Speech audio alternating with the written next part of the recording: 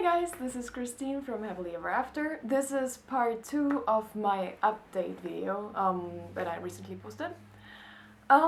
So 1 month ago, basically, in April of 2016, the administration of my university told me that I'm no longer paid to do my PhD, starting from the month of May. So literally with 2 weeks of notice. And that we also additionally don't have any money left on our accounts for me to actually buy stuff for my scientific experiments. So before even really going into any depression, instead of taking 5 milligrams per day, I amped it up to 10 milligrams per day because I thought that I would need additional support before even like losing time and freaking out about anything. And I basically increased my medication as a precautionary method and basically talked to my professor who said, yeah, okay, you basically have to finish now. And we decided more or less together that I'm gonna, like how I'm gonna finish my project and how I'm gonna write my thesis. So, the first 3 weeks were okay. Like, this basically happened 4 weeks ago. The first 3 weeks were okay. I was able to write my thesis quite effectively compared to all the procrastination issues I had in the past that were all basically, the root of the procrastination is mainly anxiety for me, I think. Anxiety about what's coming after my PhD, anxiety about not being able to do the job as perfectly as I wanted to, that it's never going to be good enough, and then obviously anxiety about the gigantic mountain of work that I have to do, because I'm doing a PhD, which is a long-term project and quite a lot of work in the end. I mean, it doesn't take much, like the main mental effort is not quitting and staying on the project, basically, in my point of view. But I think a lot of PhD students would say the same. So, but then last week I had like some sort of exhaustion and crashed, kind of. I think just the effort of working literally every day without a weekend and always having in mind, I should be writing my thesis right now. I should not be watching TV, or I should not be just relaxing or whatever, playing a game. This constant thoughts in my mind for 3 weeks without a break. Because you really, in this moment, you cannot take a break. I mean, mentally you cannot take a break, even if you're literally lying on the couch and not doing anything productive. You know, you're still thinking about everything.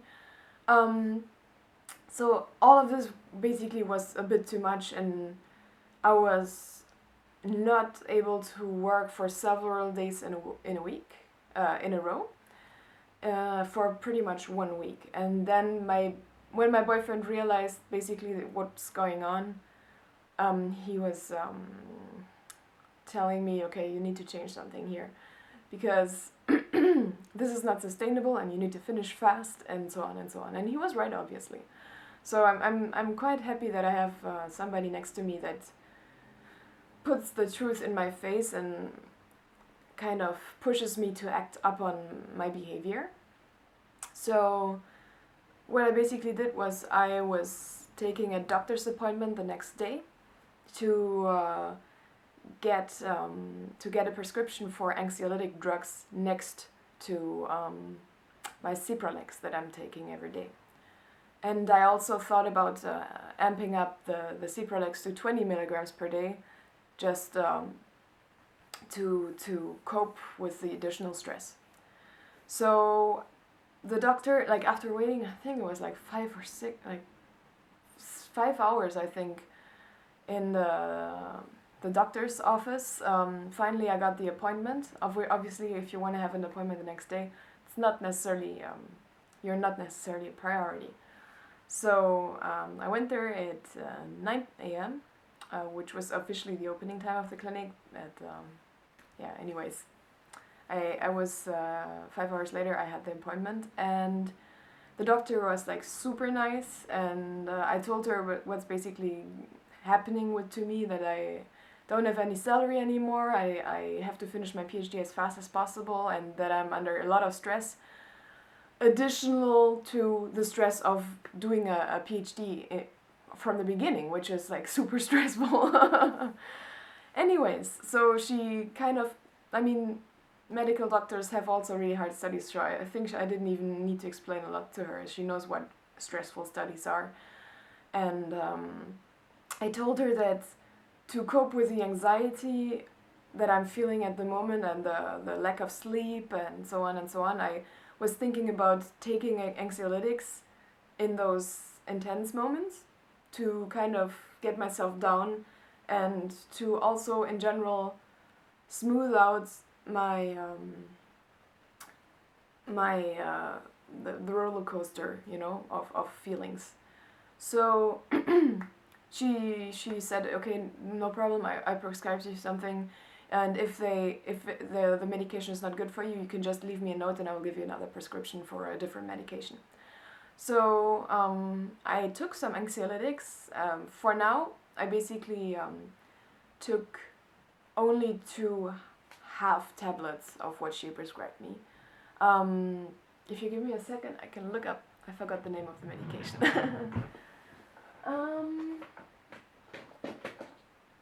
Alright, so my medication is called Prolorazepam, and I have 30 tablets of 1 milligram.